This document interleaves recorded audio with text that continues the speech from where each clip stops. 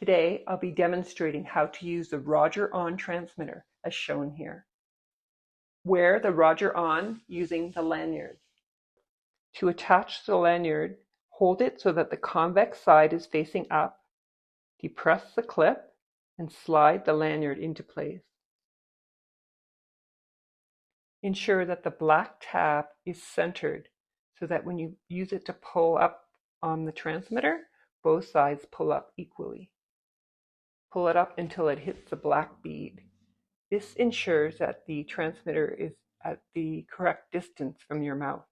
To turn on the transmitter, slide the on-off button on the side and use the round button. Press 3 times to get it to be locked in presenter mode. So we have a head and shoulders and locked.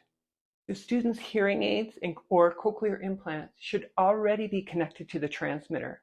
But if the student says they're not hearing you through the transmitter, try and reconnect using the connect button.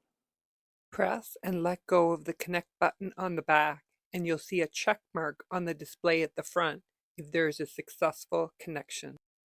To mute, press the round button to wake up the screen, and then press for 3 seconds, and you'll see a line going through the microphone icon. This is muted, and to unmute, do the same.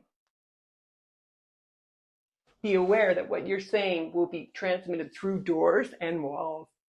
The Roger On will transmit up to 25 meters or 80 feet. Please remember to mute or turn off the transmitter when there's no direct instruction.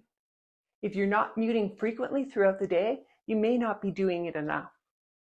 Encourage the student to help you to remember to mute and unmute using a nonverbal signal so that the student doesn't have to interrupt you while you're talking. The Roger On can be used for small group work. Place the Roger On a tabletop, wake up the screen, and press the round button until it's locked in conference mode. This allows the student to hear their peers in the group. The student might need encouragement to use the Roger On in groups. Charge the Roger On every night. Turn it off first and plug the charging cord into the bottom of the transmitter. There's no danger of overcharging the transmitter. Our team is happy to help and answer any questions that you might have.